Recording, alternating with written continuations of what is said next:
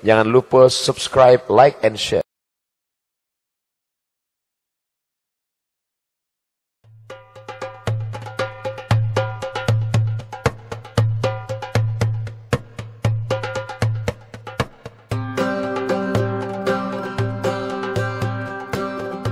Di antara amalan yang disampaikan oleh Nabi Muhammad SAW adalah nomor satu, paling pokok, Lailatul Qadar. Nah ini loh, kita nih kok di Indonesia ini, kita sebagai umat Islam ini kok belum menyuarakan Lailatul Qadar. Justru orang sekarang tambah heboh menyuarakan masalah kiamat. Saya ini agak bingung orang heboh tentang kiamat, 15 Ramadan kiamat. Rasul nggak pernah ngajari umatnya untuk mikir kiamat di bulan Ramadan. Yang diajarkan kamu Ramadan ibadah.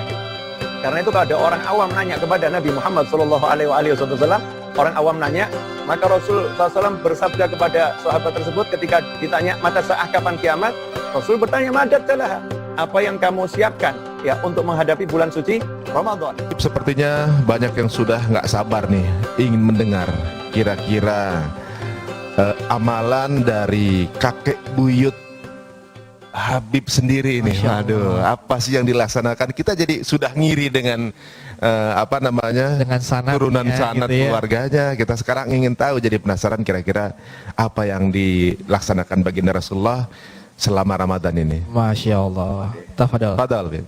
Makasih. Bismillahirrahmanirrahim. Alhamdulillahirabbil alamin. Allahumma shalli wa sallim ala sayyidina Muhammadin. Iftahi babi rahmatillah 'adada ma fi ilmillah. Imaini bidawami mulkillah wa ala alihi wa sahbihi. Assalamualaikum warahmatullahi wabarakatuh. Ikhwani rahimakumullah, bicara bulan Ramadan ini bulan yang sangat agung, yang sangat mulia, yang Allah sendiri sudah wahyukan di dalam Al-Quran, surat Al-Baqarah ayat 185, Syahrul Ramadan alladzi unzila fil Quran hudal linnas wa bayyinatin minal huda wal furqan. Allah menyatakan bahwasannya bulan Ramadan ini bulan diturunkannya Al-Quran. Makanya kita di bulan Ramadan tentunya paling banyak amalan adalah membaca Al-Quran lebih dari yang lain. Tetapi yang ingin saya jelaskan di sini, Mas Ari dan kawan-kawan semua dimanapun Anda berada, sebelum masuk Ramadan, Nabi Muhammad SAW telah memberikan briefing kepada para sahabat, persiapan untuk masuk bulan Ramadan. Jadi semua kemuliaan yang ada di bulan Ramadan itu sudah disampaikan oleh Nabi Muhammad SAW dalam sebuah hadis yang disampaikan oleh Sayyidina Salman Al-Farisi radhiyallahu anhu. Hadisnya sangat panjang, di mana Sayyidina Salman Al-Farisi radhiyallahu anhu berkata, khatabana Rasulullah SAW fi akhir yaumin min Sya'ban. Di akhir bulan Sya'ban, Rasul SAW menyampaikan ceramahnya, menyampaikan himbauannya, ya, petunjuknya ya kepada kami semua. Di situ Rasulullah bersabda, dan sangat panjang, yang bisa kita rangkum dalam berbagai amalan. Yang pertama, yang ditekankan oleh Nabi Muhammad SAW adalah di bulan Ramadan tersebut ada satu malam yang lebih mulia dari 1000 bulan, yaitu Lailatul Qadar. Jadi sebelum masuk Ramadan dan sebelum menjelaskan semua kemuliaan yang ada di bulan Ramadan, Rasul kasih poin yang paling penting. Ya, kasih poin yang paling penting, yang harus kamu cari, yang harus kamu kejar di bulan Ramadan, ini loh.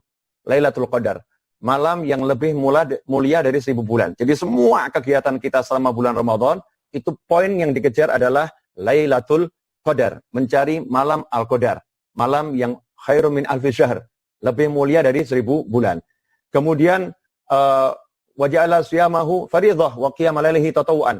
Puasa di siang harinya itu wajib, kemudian malam harinya kita ibadah salat itu sunnah. Man taqarraba fihi bi khassatin minal khair kana kaman adda fardhatan fi ma siwah. Siapa melakukan hal-hal yang sunnah yang baik di bulan Ramadan yang tidak wajib, maka dia seperti melakukan kewajiban ya di bulan yang lain pahalanya. Wa man adda fardhatan fi kaman adda sab'ina fardhatan fi ma siwah. Siapa melakukan kewajiban di bulan Ramadan, maka dapat pahala seperti melakukan sab'ina fardhah. 70 kewajiban di bulan yang lain. Sangat panjang. Yang pengen saya garis bawahi ya, sebelum kita menyampaikan semua itu, sudahkah kita menjadikan Lailatul Qadar itu poin yang kita kejar? Jadi jangan sampai masuk bulan Ramadan tuh tidak ada yang dikejar tuh. Masuk biasa-biasa saja, ya kemudian keluar ya biasa-biasa saja. Yang naudzubillah min dzalik, nggak ada rasa senang dengan masuknya bulan suci Ramadan, dan tidak ada rasa sedih ketika berpisah dengan bulan suci Ramadan. Memang kita dengan masuknya Hari Idul Fitri senang, tapi rasa sedih berpisah dengan Ramadan itu juga harus ada. Ini dua keadaan yang memang tidak mudah ya, tidak mudah. Senang dan sedih itu bercampur jadi satu di akhir Ramadan, Lailatul Qadar. Bagaimana Nabi SAW mengejar Lailatul Qadar? Kita tahu Rasulullah SAW, beliau ini adalah manusia yang berselam. Beliau yang seperti itu masih mengejar Lailatul Qadar. Rasulullah masih mengejar Lailatul Qadar. Rasulullah masih pengen dapat Lailatul Qadar. Rasulullah SAW mendambakan dapat Lailatul Qadar. Pengen. Maka sampai dikatakan Nabi SAW itu kalau 10 hari terakhir di bulan suci Ramadan, i'tikaf di masjid. Artinya beliau tinggal di masjid, tidak meninggalkan masjid, ya, yang sholat, baca Al-Quran, dan lain sebagainya. Berzikir kepada Allah SWT, dan melakukan semua kegiatan amal soleh. Selama berada dalam masjid di 10 hari yang terakhir. Malamnya sholat, ya, malamnya sholatnya diperbanyak. Sholatnya semakin lama berdirinya. Beda dengan kita ini kadang kalau sholat cari yang diskon besar-besaran. Cari yang diskon besar-besaran, mungkin yang rokaatnya lebih sedikit, kemudian waktunya juga lebih pendek, salamnya lebih cepat. Nah, mungkin sebagian kalau imamnya agak panjang diprotes makmum ini imamnya kepanjangan. Ini kita, ya sah-sah saja orang pengen sholat cepat, pengen sholat waktunya pendek, ya sah-sah saja. Tapi kalau mau mengejar Lailatul Qadar, ya berdirinya lama. Karena itu kalau kita lihat para ulama mencontoh, Sayyidina Utsman bin Affan radhiyallahu anhu, beliau itu setiap malam khatam Al-Quran di dalam Ramadan maupun di luar Ramadan. Dalam satu riwayat, fi rakaat witir. Dalam satu witirnya, witir penutupnya itu satu rakaatnya khatam Al-Quran. Sayyidina Utsman bin Affan radhiyallahu anhu. Kemudian kalau kita lihat Imam Syafi'i radhiyallahu anhu, beliau itu siang hari dan malam hari bulan Ramadan, beliau khatam Al-Quran 2 kali dan semuanya dalam sholat. Yang siang dalam sholat, yang malam dalam sholat. Tidak membedakan siang dan malam, semuanya digunakan untuk mengejar Lailatul Qadar. Sehingga khatam Al-Quran di dalam sholat, baik di siang hari maupun di malam hari. Kemudian kalau kita lihat para ulama, ya mencontoh sampai hari ini.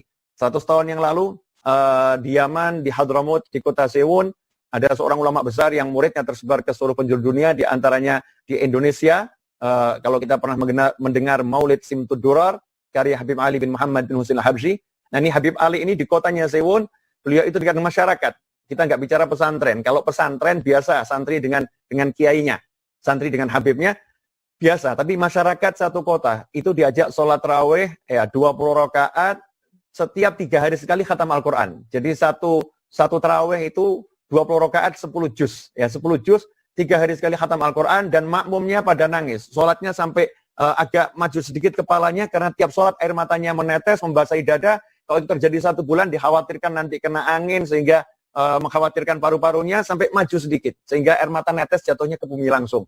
3 hari sekali khatam Al-Quran di dalam sholat bersama masyarakat umum. Ini amalan bersama masyarakat. Belum lagi amalan dengan sendiri yang tidak diketahui oleh masyarakat. Begitulah para ulama berupaya untuk banyak membaca Al-Quran dan sholat di malam hari Ramadan, mengejar Lailatul Qadar. Ikhwani rahimakumullah. Di awal Ramadan, Nabi SAW telah menyatakan dalam sebuah hadis, Rasulullah Shallallahu Alaihi Wasallam telah menyebutkan barang siapa yang tidak dapat Lailatul Qadar, maka dia telah kehilangan kebaikan. Sayyidina Anas bin Malik radhiyallahu anhu berkata, qala dakhala Ramadan faqala Rasulullah SAW, inna hadha syahra qad hadarakum wa fihi lailatun khairun min alfi syahr, man hurimaha faqad hurimal khaira kullah wa la yuhramu khairuha illa mahrumun. Rawahu Ibnu Majah.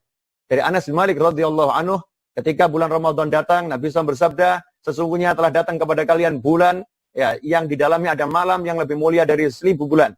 Barang siapa diharamkan tidak mendapatkan kebaikan dari Lailatul Qadar tersebut, maka dia telah diharamkan dari semua kebaikan, dan tidaklah diharamkan dari kebaikan Lailatul Qadar kecuali orang yang diharamkan masuk surganya Allah Subhanahu wa taala. Naudzubillah min dzalik. Semoga kita semua masuk surganya Allah Subhanahu wa taala.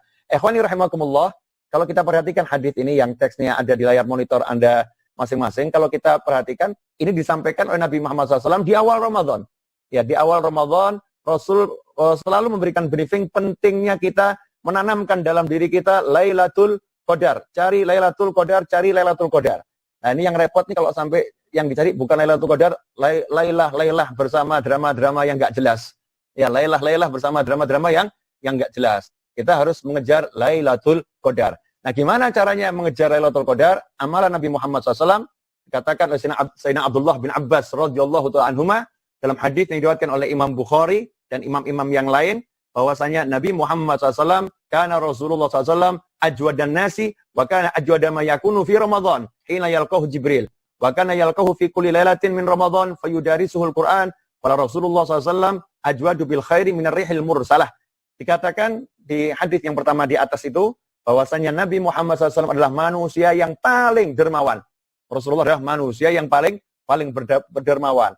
Dan ajwada ma yakun, dan Rasulullah itu paling dermawan itu kalau beliau berada di bulan suci Ramadan.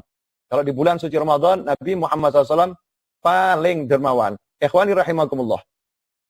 Saya akan munculkan hadisnya. Ini dari Sayyidina Abdullah bin Abbas.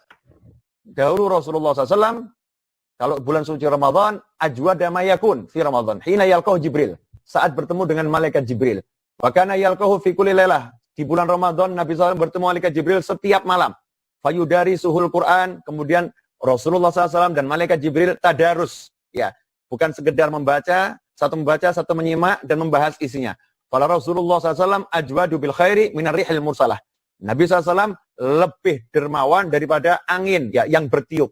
Ya, daripada angin yang bertiup. Insyaallah akan saya bahas hadis ini, karena hadis ini adalah hadis yang sudah mencakup semua. Ya, sudah mencakup semua tentang apa yang harus kita lakukan selama bulan suci Ramadan. Yang pertama, di bulan suci Ramadan kita hendaknya ya, menjadi manusia yang lebih amalnya. Jadi kalau ada orang nanya amalan Nabi SAW selama bulan suci Ramadan apa? Saya minta maaf kalau saya ngomongnya agak cepat, Mas Ari, karena waktunya juga terbatas ya, dan saya pengen apa yang saya sampaikan ini lengkap gitu ya, yang disampaikan lengkap. Nah, jadi yang pertama, sebelum bulan suci Ramadan, Nabi SAW ngasih briefing semua amalan. Itu nanti bisa dicari kalau ada yang pengen referensi lebih, hadis yang disampaikan oleh Sayyidina Salman Al-Farisi radhiyallahu anhu. Di antara amalan yang disampaikan oleh Nabi Muhammad SAW adalah nomor satu, paling pokok, Lailatul Qadar. Nah ini loh, kita nih kok di Indonesia ini, kita sebagai umat Islam ini kok belum menyuarakan Lailatul Qadar. Justru orang sekarang nggak heboh menyuarakan masalah kiamat itu. Saya ini agak bingung orang heboh tentang kiamat, 15 Ramadan kiamat. Rasul nggak pernah ngajari umatnya untuk mikir kiamat di bulan Ramadan. Yang diajarkan kamu Ramadan ibadah gitu. Karena itu kalau ada orang awam nanya kepada Nabi Muhammad SAW, orang awam nanya, maka Rasul SAW bersabda kepada sahabat tersebut ketika ditanya mata sa'ah kapan kiamat, Rasul bertanya, madat telah, apa yang kamu siapkan ya untuk menghadapi bulan suci Ramadan? Apa yang kamu siapkan untuk menghadapi kiamat? Apa yang kamu siapkan untuk menghadapi kiamat? Ternyata Rasul nanya, apa yang kamu persiapkan untuk menghadapi kiamat? Tentunya cinta Allah dan Rasulnya, kata sahabat. Dan cinta Allah dan Rasulnya di bulan Ramadan kita buktikan, kita banyak ibadah. Makanya saya himbau umat Islam dimanapun ada berada, nggak usah mikir kiamat. Insya Allah kiamat sudah dekat tapi masih jauh. Ya, 2 gerhana belum muncul ya. Matahari juga belum terbit dari arah yang sebaliknya, nggak usah bingung. Insya Allah tanda-tanda kiamat itu masih jauh yang besar-besar. Saat ini jangan kaitkan corona dan peristiwa apapun ya dengan tanda-tanda kiamat. Ini Ramadan, nikmati, satu, perbanyak ya namanya qiraatul Quran, kejarlah Lailatul Qadar. Kemudian ikhwani rahimakumullah, yang menarik Nabi SAW itu setelah menjelaskan Lailatul Qadar, maka Rasul mengutamakan ibadah fardhah. Ibadah yang wajib dulu. Yang dijelaskan itu yang wajib. Dan sekarang banyak orang mengejar sholat tarawih, meninggalkan sholat isya berjamaah. Mengejar sholat malam, meninggalkan sholat subuh. Bahkan subuhnya hilang. Subuhnya enggak dalam jamaah. Maka amalan yang terbaik di bulan suci Ramadan adalah nomor 1, menjaga fardhah. Menjaga yang wajib. Sholatnya yang wajib dijaga. Ya. Kemudian segala hal yang bisa membatalkan puasa itu wajib untuk dijaga. Jangan sampai puasanya batal. An-nadhar, ya, melihat yang haram dijauhi, mendengar yang haram itu harus ditinggalkan. Tidak ada toleransi. Nah, sayang ini sekarang justru di rumah saja bulan suci Ramadan yang dilihat tayangan-tayangan haram, aurat-aurat yang terbuka. Ya, aurat-aurat yang terbuka. Setelah itu sholat malam 200 rakaat, 300 rakaat, pahalanya habis dengan melihat yang haram. Naudzubillah min dzalik. Maka lebih penting manusia menjaga matanya, menjaga pendengarannya, menjaga mulutnya, menjaga hatinya, tidak melakukan yang haram. Itu amalan paling penting di bulan suci Ramadan. Dan melakukan semua yang wajib. Di antaranya birrul walidain. Berapa banyak anak yang di bulan Ramadan berkata kasar pada orang tuanya? Berapa banyak anak yang di bulan Ramadan belum menyambung hubungan dengan orang tuanya? Berapa banyak anak yang di bulan Ramadan bertikai dengan mertuanya? Mertua sama dengan orang tua, sama persis, nggak ada bedanya. Ini semua hal-hal yang wajib, ya, yang wajib dilakukan. Maka fardhah itu nomor 1. Tatawwu sunnah berikutnya. Kemudian amalan sunnah apa? Nabi menganjurkan nomor 1 adalah sholat di malam-malam Ramadan. Ya, sholat di malam-malam Ramadan. Setelah itu Rasul menganjurkan untuk memberi makan. Memberi makan kepada orang yang berbuka. Maksudnya ketika dia berbuka, yang digunakan untuk berbuka adalah makanan kita.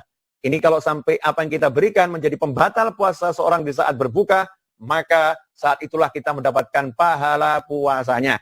Nah, kalau sekarang orang pada sibuk ya bagi-bagi sembako dan lain sebagainya, sangat miris kalau sampai tetangga kita ada yang mau berbuka saja mikir beli berasnya di mana, ya punya uang nggak buat beli beras, miris. Maka kita jangan lihat yang jauh-jauh dulu, lihat keluarga kita, lihat tetangga kita, lihat sekitar kita. Kadang kita sedekah pada yang jauh-jauh, padahal sekitar kita sangat membutuhkan. Rasul juga mengajarkan di bulan Ramadan itu amal yang paling bagus adalah meringankan beban para pekerja. Jadi orang yang kerja sama kita ini bebannya diringankan. Karena itu ulama-ulama terdahulu sudah mengatur kalau bulan suci Ramadan, ya kalau bulan suci Ramadan perusahaannya tutup. Nah ini susah nih orang di Rumah Sari. Mungkin kalau Ramadan kali ini banyak perusahaan yang tutup, tapi bukan karena pengen tutup, memang kondisinya harus tutup. Kondisinya harus tutup. Kalau dulu enggak, para ulama begitu masuk bulan suci Ramadan, tutup, nggak kerja. Nah, mungkin ini prinsip yang agak beda ya dengan kebanyakan orang. Kenapa? Karena ulama pengen dirinya fokus ibadah, dan pengen semua karyawannya fokus ibadah. Dirinya fokus ibadah, semua karyawannya fokus ibadah. Mungkin ada yang nanya, loh itu kan kesempatan peluang emas di Ramadan untuk bisnis, cari duit, dan lain sebagainya. Apakah 11 bulan kurang cukup untuk cari duit? Kalau 11 bulan kurang cukup untuk cari duit, berarti kita nggak cerdas. Berarti kita nggak pandai. Kalau kita pandai, kita tahu kebesaran bulan suci Ramadan, maka sejak Syawal kita udah sisihkan, kita udah siapkan, ya semua kepentingan duit yang kita butuhkan di Ramadan. Itulah yang dilakukan oleh para ulama. Dari Syawal, Dzulqa'dah, Dzulhijjah, Muharram, sampai Sya'ban, mereka itu mengumpulkan, ya, menyisihkan uangnya, sehingga Ramadan mereka tidak bekerja. Bahkan salah satu sahabat saya, itu kalau bulan suci Ramadan, semua karyawannya diliburkan, tidak ada kerja, tapi dibayar penuh gajinya. Gajinya dibayar penuh, dirumahkan, ya nanti setelah Ramadan kerja lagi. Karena apa? Ingin mengamalkan sabda Nabi Muhammad SAW untuk meringankan beban pekerja yang bekerja bersamanya. Nah kadang kita enggak, kalau Ramadan kerjanya ditambah. Semakin dikasih yang berat-berat ya, dikasih yang berat-berat. Na'udzubillah min dzalik. Memberi makan orang yang berpuasa, meringankan beban orang-orang yang kerja dengan kita. Ikhwani rahimakumullah. Siapa yang ngasih minum, bahkan orang yang berpuasa, dia akan dikasih minum dari telaga Nabi Muhammad SAW yang tidak akan haus setelah itu selama-lamanya.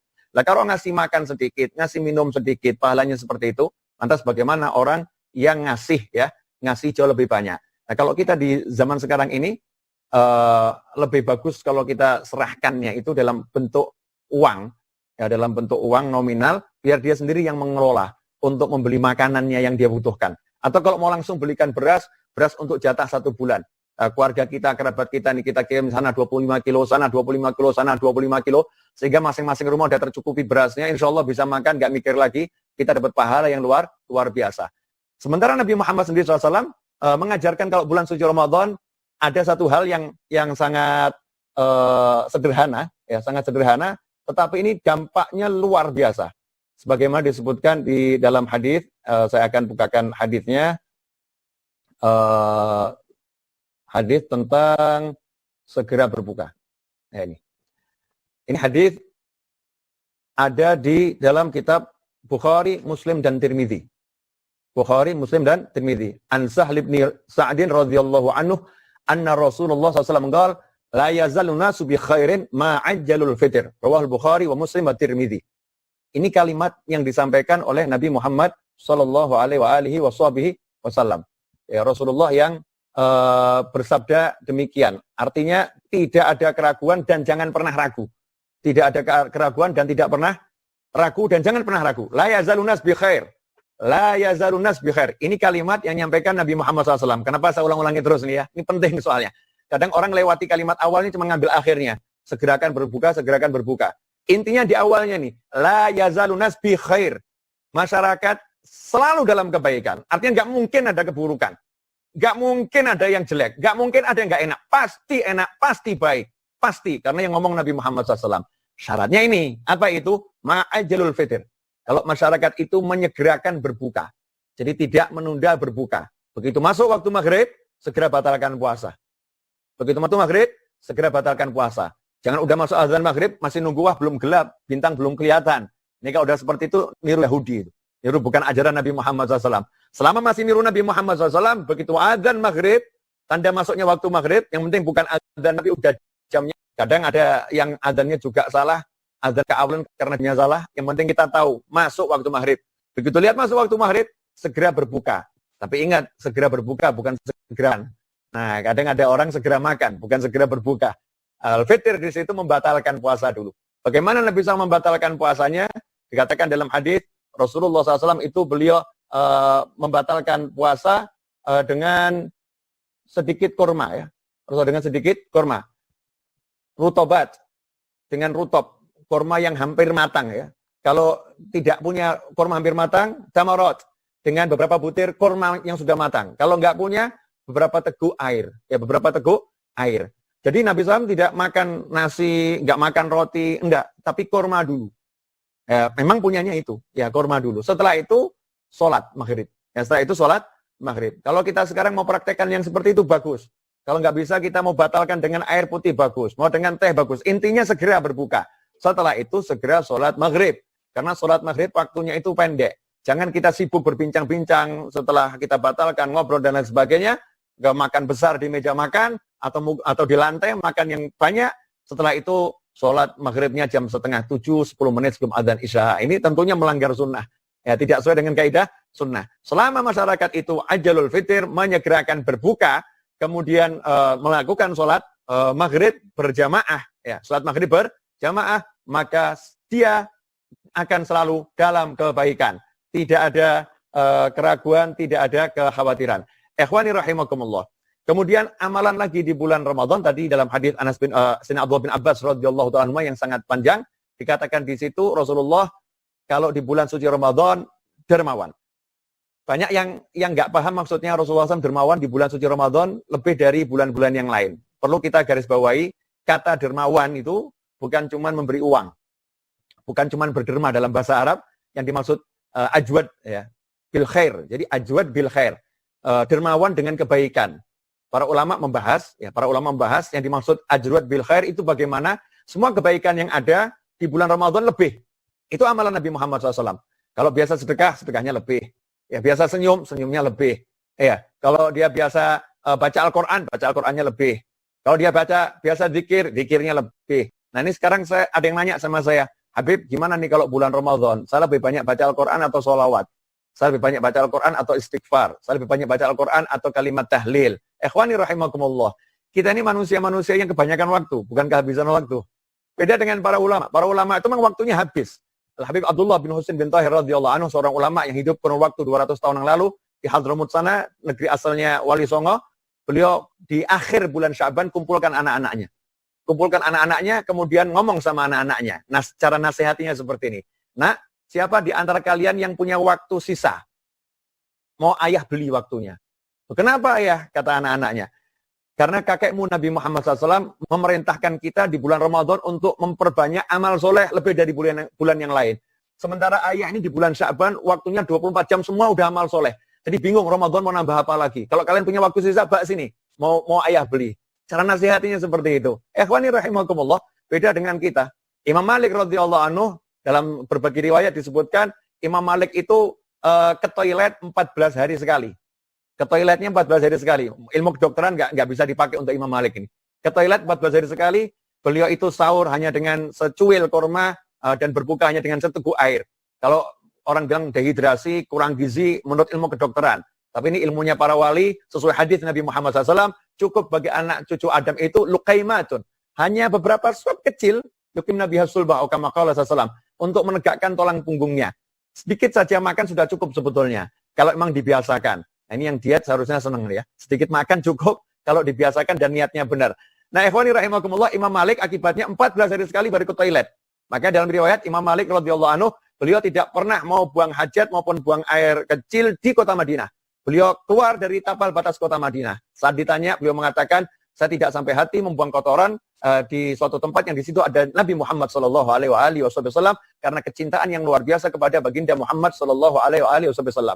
Beliau waktunya semua untuk ibadah, Imam Malik radhiyallahu anhu. Sementara kalau kita satu hari 14 kali ke toilet, dan di toilet kita berlama-lama, bahkan kita bisa scroll handphone ini, kita lihat berita macam-macam, sampai kita kehabisan turah-turah waktu, sisa-sisa waktu cari berita. Kemudian kita nanya, mana lebih bagus mana ya, istighfar, tahlil, sholawat, atau baca Al-Quran? Ini pertanyaan sangat aneh. Seakan-akan kita tidak punya waktu lagi. Kalau kita ini masih punya banyak waktu, ya amalkan semuanya. Al-Quran yang lebih banyak. Ya, zikir yang banyak. Kalau sebelum bulan Ramadan, kamu banyak sholawat, Ramadan diperbanyak. Kalau sebelum bulan Ramadan, kamu banyak tahlil, Ramadan diperbanyak. Kalau belum Ramadan, kamu banyak sedekah, Ramadan diperbanyak. Intinya, amalan Nabi Muhammad SAW di bulan Ramadan ajwad bil khair. Yang paling dermawan dengan semua kebaikan. Dan terutama, dikatakan dalam hadis tadi, Nabi Muhammad SAW, hina yalqahu Jibril. Dan paling-paling baiknya Nabi SAW di bulan Ramadan, ketika bertemu dengan malaikat Jibril alaihissalam, kemudian beliau berdua saling tadarus membaca Al-Quran. Ulama mengatakan dalam hadis ini banyak pelajaran. Di antaranya, ya, yang nomor satu adalah berkunjung kepada ulama. Malaikat Jibril alaihissalam mengunjungi Nabi Muhammad SAW. Jadi berkunjung kepada ulama, duduk bersama ulama, duduk bareng. Setelah itu apa? Fayudarisahu, saling belajar Al-Quran. Ya, membaca Al-Quran. Kita tahu tidak ada yang lebih alim dari Nabi Muhammad SAW. Tidak ada yang lebih hebat dari Nabi Muhammad SAW. Tapi Rasulullah SAW ya, membacakan Al-Qurannya kepada Jibril alaihissalam, Jibril menyimak, dan Jibril alaihissalam membacakan Al-Qurannya kepada Nabi Muhammad SAW, Rasulullah menyimak, dan keduanya bertadarus. Ya, saling mempelajari isi Al-Quran. Dan saat itulah Nabi sangat dermawan, sangat baik, lebih dari waktu-waktu yang lain. Di situ ada pelajaran, kalau engkau bertemu dengan orang soleh, engkau bertemu dengan ulama, maka kamu harus lebih baik dalam semua keadaanmu. Ya, harus lebih baik. Mau dari secara materi, harus lebih dermawan. Ya, mau ketemu ulama, sedekah kemana-mana. Ya, kemudian dari segi taat, kamu harus lebih taat lagi. Mau ketemu ulama, ibadahnya ditingkatkan. Itu yang diajarkan Nabi Muhammad SAW. Kemudian yang tak kalah penting, sahur. Nah, ini simple. Ya, tapi banyak orang yang menganggap saya kuat kok, saya nggak perlu sahur. Tasahru fa inna fis sahuri barakah. Sabda Nabi Muhammad SAW, santap sahurlah. Ya, santap sahurlah karena dalam sahur itu ada keberkahan yang luar biasa. Rasul mengatakan keberkahan.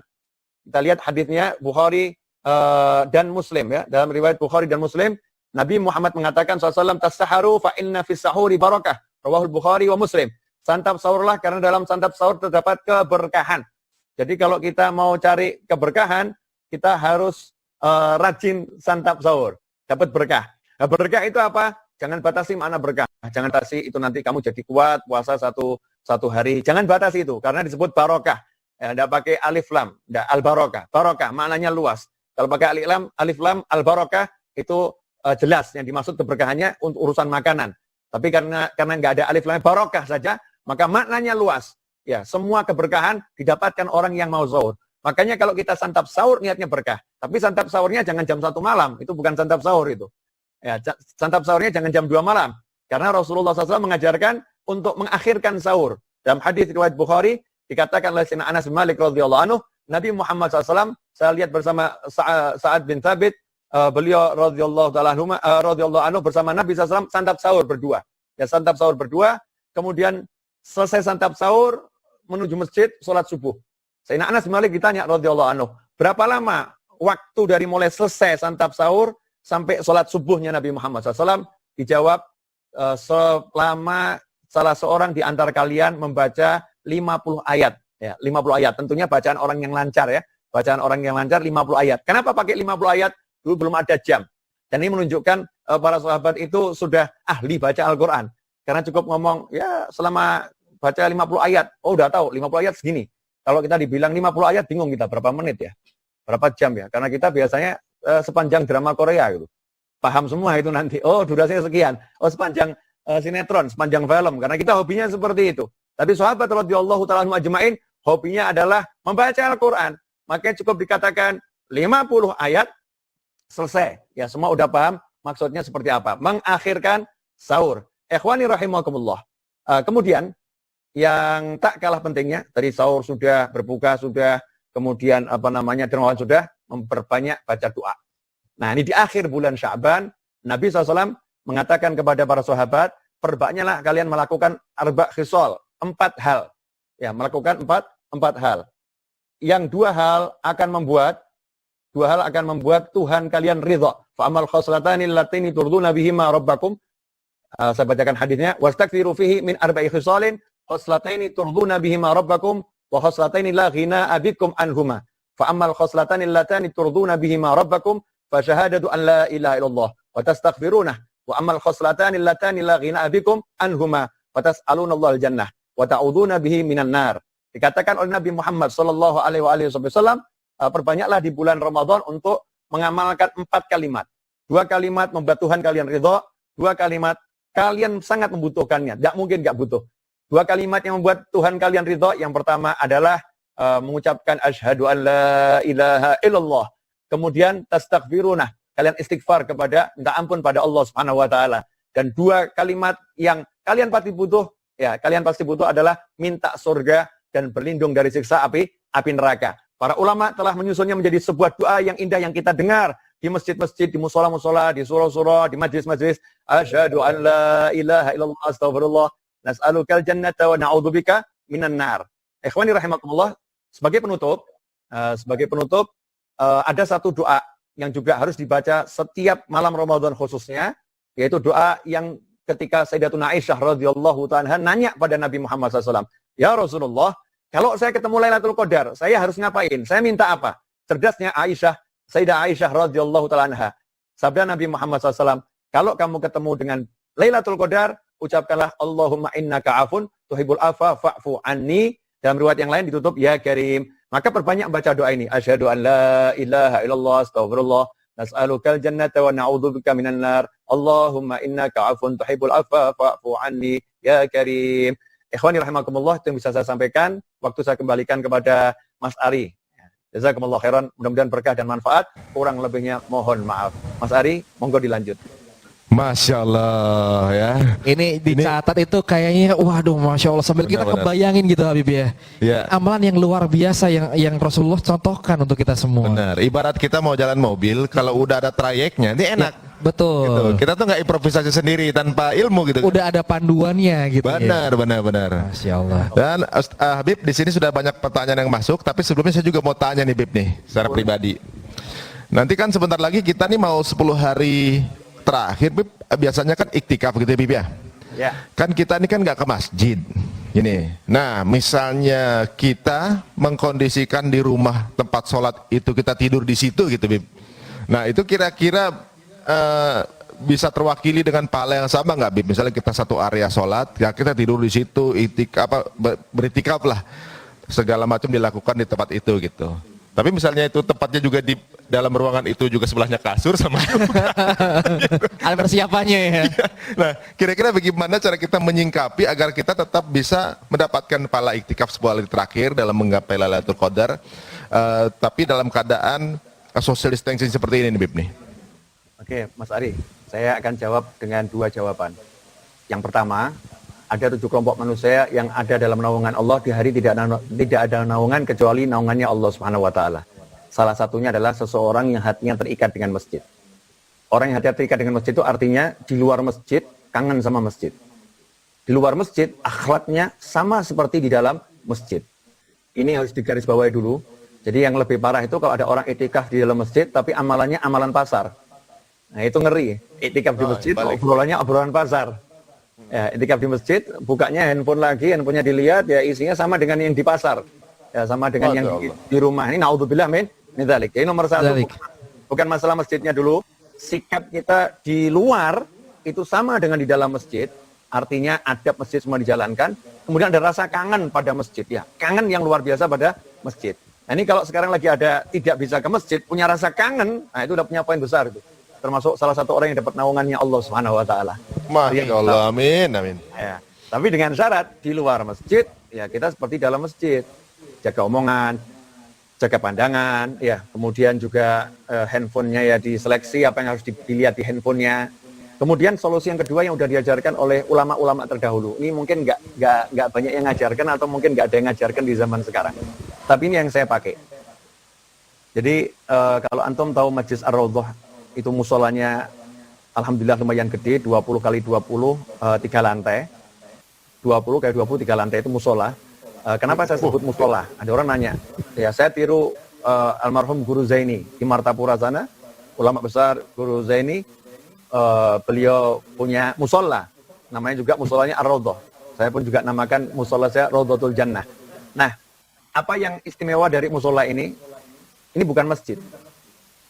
Bukan masjid artinya orang haid, orang nifas, ya masuk pun boleh. Karena bukan masjid. Lantas bukan apa masjid. Yang membedakan masjid bukan masjid, meskipun bangunannya bentuknya masjid. Jadi bangunan itu bukan ciri ya, bukan apa namanya tanda, bukan simbol, bukan.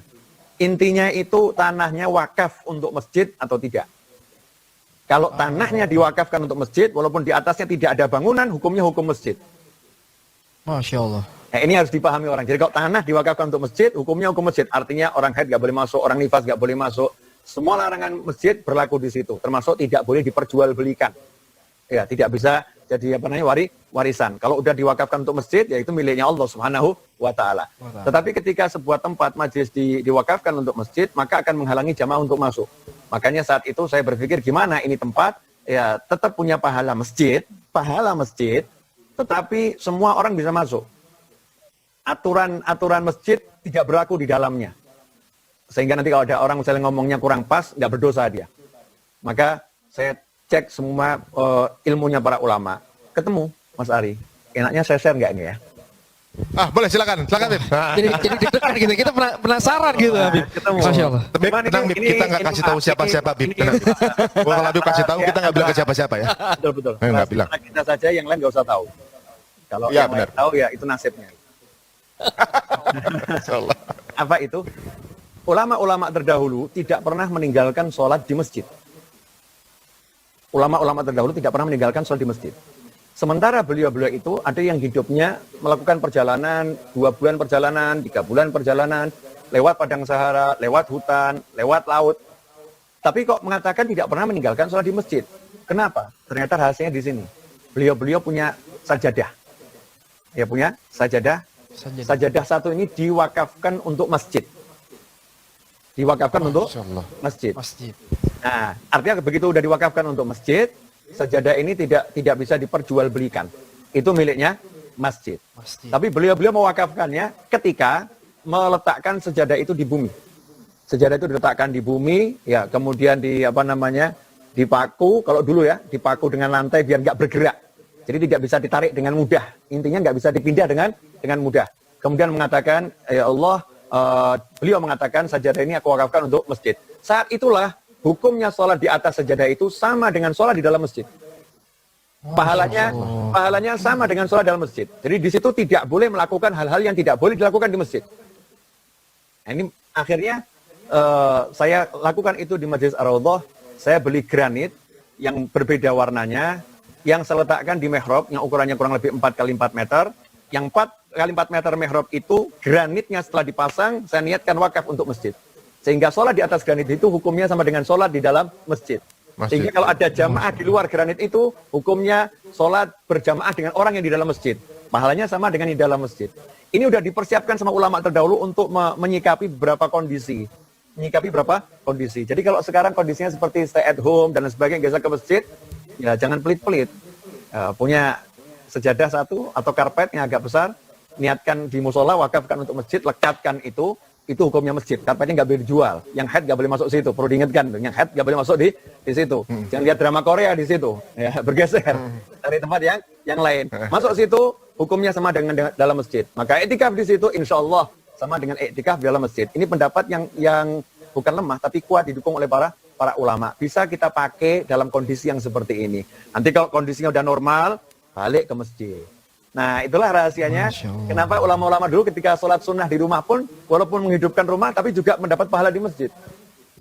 Ya, mungkin kalau kita dengar ada ulama-ulama yang kholwat sekian tahun nggak keluar karena kondisi dirinya Maka beliau-beliau di rumah pun sama dengan di dalam masjid. Ini kondisi-kondisi yang sudah disiapkan oleh para ulama dalam menyikapi berbagai perkembangan yang terjadi dalam kehidupan dunia.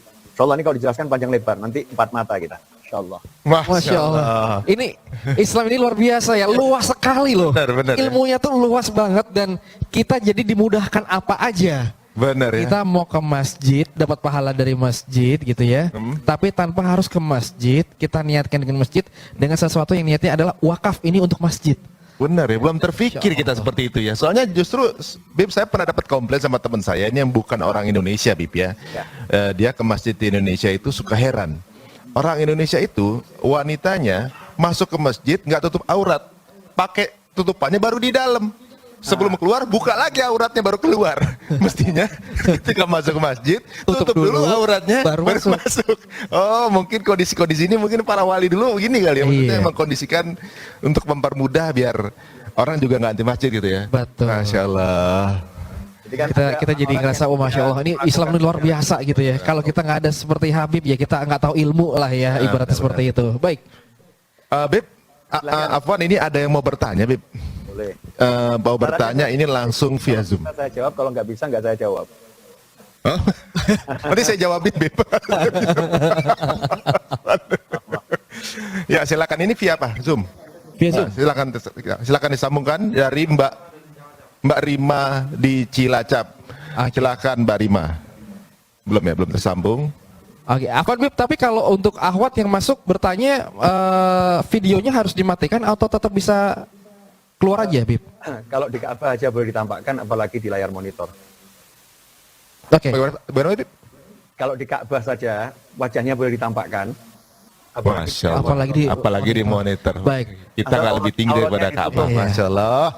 Ini berapa Habib ini mau ngomongin hati sih ya. Jadi kita nih. Jakarta tuh kan tadi hujan gitu ya, dingin ya. Ketika mendengarkan Habib makin adem gitu ya. Adem kita. Assalamualaikum Mbak Rima. Mbak Rima. Mbak Rima silakan di open videonya loh. Mbak Rima, jangan malu-malu Mbak Rima. Sudah silakan.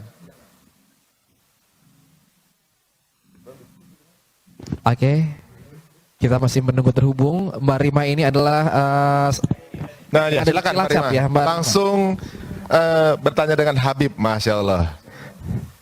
Mau tanya apa Mbak Rima? Assalamualaikum. Waalaikumsalam warahmatullahi wabarakatuh. Ya, langsung boleh pertanyaannya Mbak Rima? Ya, silakan. Silakan. Amalan khusus seperti apa yang harus dijalankan agar bisa memperoleh malam Lailatul Qadar? Sekali lagi, Mbak. Amalan khusus apa yang harus dijalankan untuk dapat Lailatul Qadar? Gitu ya Mbak Rima ya? Amalan khusus apa ya? Oke, gitu. Baik, Pak Fadol langsung dijawab oleh Habib. Padahal Habib masih terkesima sama Habib kayaknya Mbak Rima. Masih terkesima, speechless. Tadi di sini panjang ceritanya ketemu Habib, langsung speechless. Oh ini beneran. Padahal Habib.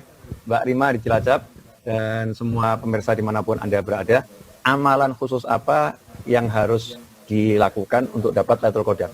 Jawabannya ajwad bil khair. Ajwad bil khair. Kebaikanmu ditambah, apapun itu bentuk kebaikanmu ditambah. Karena itu yang dilakukan Nabi Muhammad SAW. Rasulullah SAW menambah semua kebaikannya. Sholatnya ditambah, baca Al-Qur'annya ditambah. Jadi ya khususnya ya itu, nggak ada spesial. Amalan ini enggak, khususnya apapun yang baik ditambah. Yang haram wajib ditinggalkan. Tapi ada satu rahasia nih yang menjadi penghalang orang nggak dapat Lailatul Qadar. Itu yang harus ditinggalkan. Apa itu? Punya hati yang membenci muslim lain. Punya hati yang punya permusuhan pada muslim yang lain. Ini harus dibuang ya. Kalau hatinya seperti itu, walaupun sholatnya miliaran rakaat, nggak akan dapat Lailatul Qadar. Diharamkan dari Lailatul Qadar kalau hatinya membenci seorang muslim.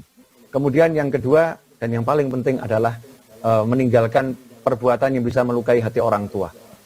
Jadi selama bulan suci Ramadan harus lebih bekti sama orang tua. Orang tua ini ayah, ibu, terus ke atas, kakek, nenek, terus ke atas, dan juga ayah dan ibunya pasangan hidup terus ke atas.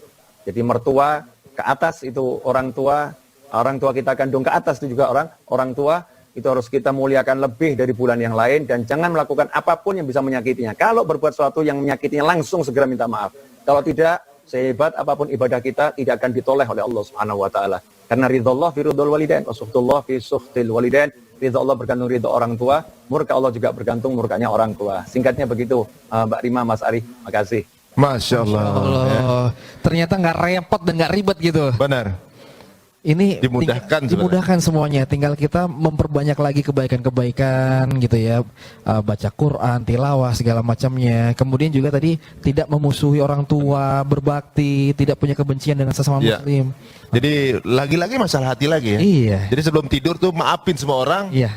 Ya apa namanya, kita juga ya mungkin ya kadang-kadang manusia gitu masih ada sisa-sisa gitu, diikhlasin aja kali. Bismillah, kita lillah Bismillah, niatnya ke Allah ya Allah, semoga kita nggak benci sama siapapun deh ya Allah, jangan benci siapapun gitu ya. Nah yang di rumah mulai mendekati 10 hari terakhir, transferin itu orang tua sama mertua tuh, transferin. Masya Allah. Makanya happy kan? Iya betul. Nah gitu. Luar biasa. Ada lagi nih Beb nih, Boleh, Mas. Ini ada di Cianjur ya, Cianjur. Suyadi.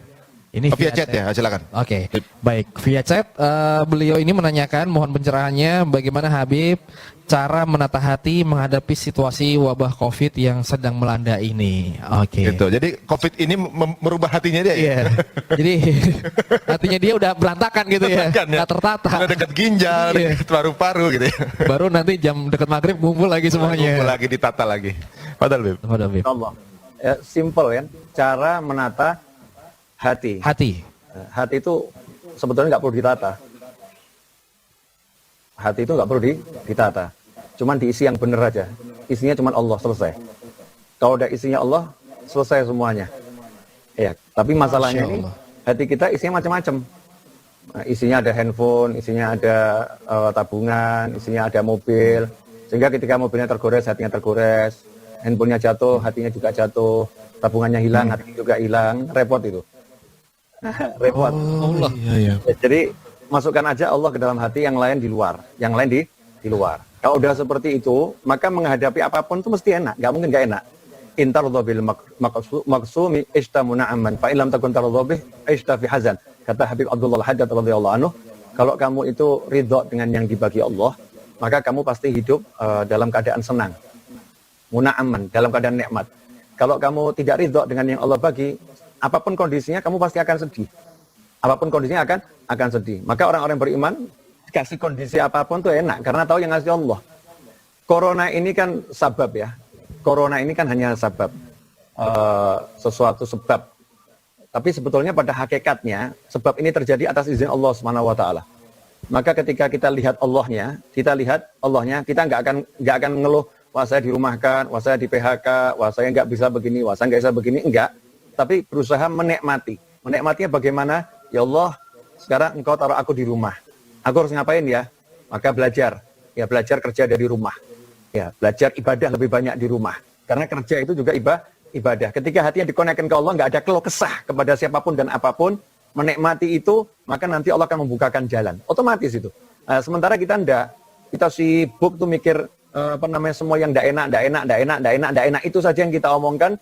Kita nggak mikir yang enak. Nabi Yusuf alaihissalam ketika sudah kumpul dengan ayahnya, kumpul dengan saudara-saudaranya di surat Yusuf ayat 100, Nabi Yusuf itu mengatakan kepada ayahnya, inilah takwil mimpiku dulu wahai ayah. Ya. Dan Allah telah sangat baik kepadaku karena Allah telah mengeluarkan aku dari penjara. Nabi Yusuf nggak pernah ngomong, ayah ini takwil mimpiku dulu. Aku dulu dibuang oleh saudaraku, aku masuk dalam sumur, dijual sebagai budak, aku masuk penjara, nggak pernah dibahas. Yang dibahas adalah aku dikeluarkan dari penjara. Bahkan hal-hal yang nggak enak berkaitan dengan saudaranya nggak disebut. Maunya nyebut semua yang enak. Karena hatinya udah ke Allah Subhanahu wa ta'ala. Simpelnya itu. Hati nggak perlu ditata, isi aja Allah. Ya, isi aja Allah, selesai masalah. Terima kasih. Waduh, bener juga ya. Kalau kita pikir, jadi kita ngerasa bahwa semuanya semaunya Allah aja mau ngapain. Iya, kita pasrah, ikhtiar secukupnya gitu ya. Artinya ya sewajarnya kita berikhtiar, selanjutnya dipasrahin sama Allah gitu ya. Benar, misalnya mobil lecet gitu kan.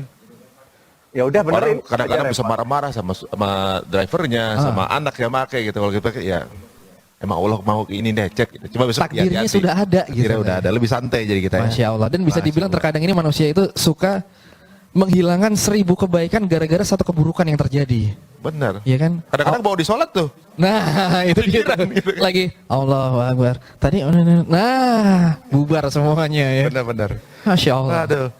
Baik Islam. Afwan Ustaz, sepertinya ada satu pertanyaan terakhir nih. Masih boleh nggak, Bib? Saya mau nanya dikit boleh Mas Ari? Boleh silakan. Ya, di samping Mas Ari siapa? Saya belum kenal. Sabil Ustaz. Habib, Afan. Apa? Sabil Jidan. Beliau anak Semarang. Anak Semarang. Tetangga kita apa? Sabil. Iya. Jazakumullah khairan. Duet kalian sangat indah. Masya Allah. Masya Allah.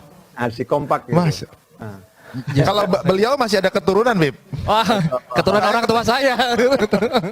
Kalau saya keturunan Solo Klaten malah. Habib malah. Deketan ya.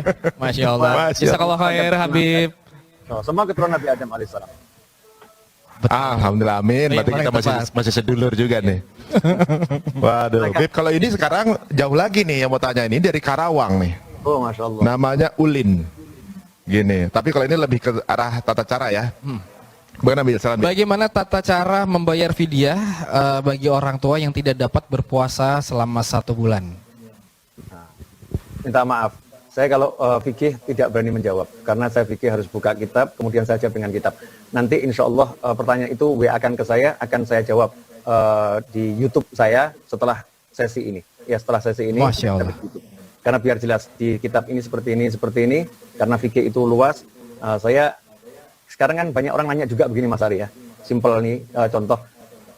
Habib ini kan nggak boleh sholat Jumat. Gimana nih saya nih nggak sholat Jumat? Ini kan banyak orang nanya ini. Apalagi Ramadan saya nggak sholat Jumat.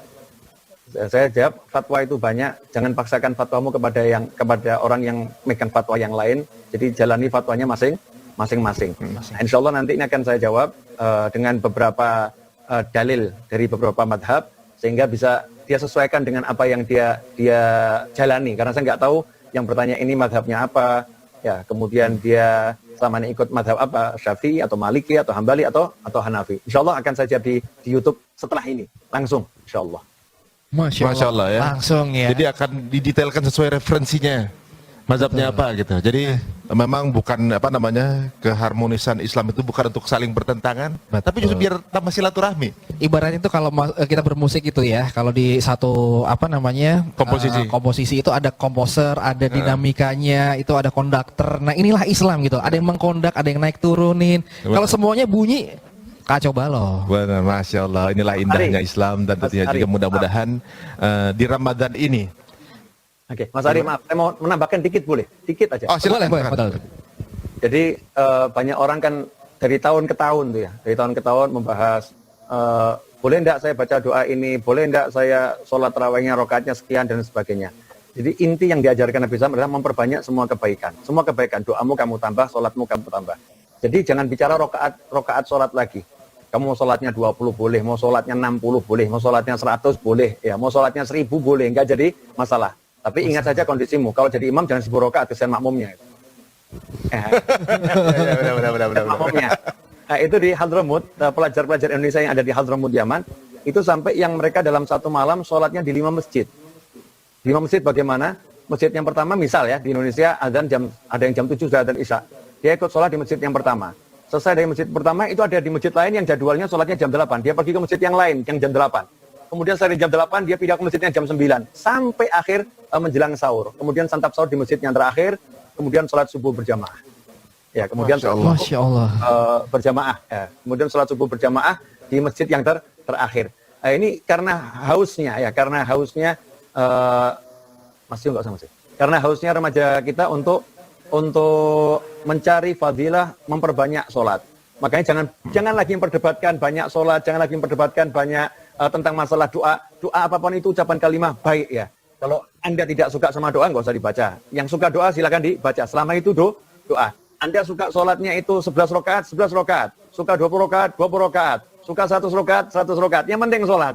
Yang masalah ini yang nggak sholat, yang nggak doa. Oh iya. Itu dia. Udah tanya ribut bla bla bla bla. Salat enggak? Enggak. Gitu. Tapi kalau Anda semua punya pandangan seperti Habib ini, seperti ini ya sedikit kadang-kadang ada sedikit dialog Antara Betul. perbedaan ini akan lebih lembut rasanya ya. Karena kan Masya kita ibaratnya itu tujuannya kan mau kemana sih, sama-sama mau ke surganya Allah Benar. gitu ya. Jangan sampai tujuannya udah sama, di tengah perjalanan kesenggol dikit berantem. Benar. Ya kan rame, nggak jadi ke surganya Allah. Kadang-kadang Buat semua. tujuannya sama, cuma berbeda trayek kendaraannya. Iya. Itu lebih fanatik dengan kendaraannya dibanding tujuannya kadang-kadang begitu. Iya, suka melupakan. Disitulah setan berbicara, betul begitu ya Bib ya? Betul, betul. Yang, Kompor-komporin. yang menarik itu ada masjid yang sholat tarawehnya 20 rakaat, tetapi dia masjid itu memberikan kesempatan yang sholat tarawehnya 8 rakaat ditambah 3 witir, begitu sampai 8 rakaat, yang mau 11 rakaat itu mundur ke belakang, mereka sholat witir berjamaah, sementara yang 20 istirahat sebentar nunggu mereka selesai lanjutkan. Masya Allah. Itu di mana, Bib? Di Solo ada itu.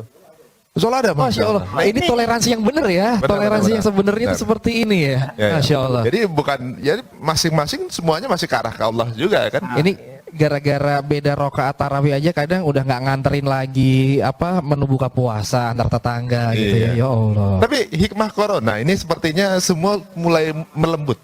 Dan banyak sekali kabar, banyak yang bermualaf di bulan ini. Masya Allah. Dengan era corona, bahkan juga di Eropa ini negara yang melarang azan sekarang mulai azan. Bahkan di halte-halte itu ada ayat-ayat Al-Quran di Belanda tuh, Masya Allah tuh. Betul.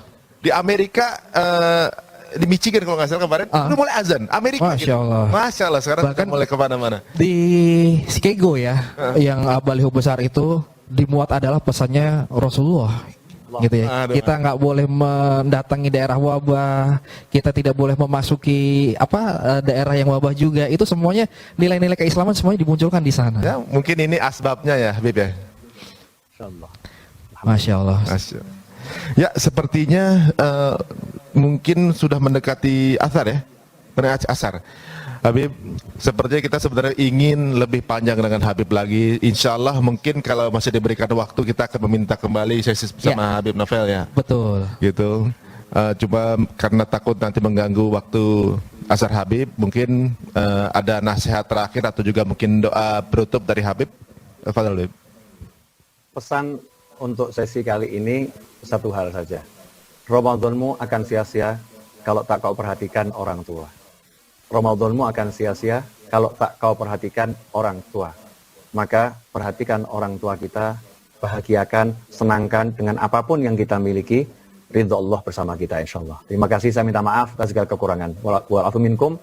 Wassallallahu ala sayyidina Muhammadin wa alihi wasallam. Walhamdulillahirabbil alamin. Wassalamualaikum warahmatullahi wabarakatuh.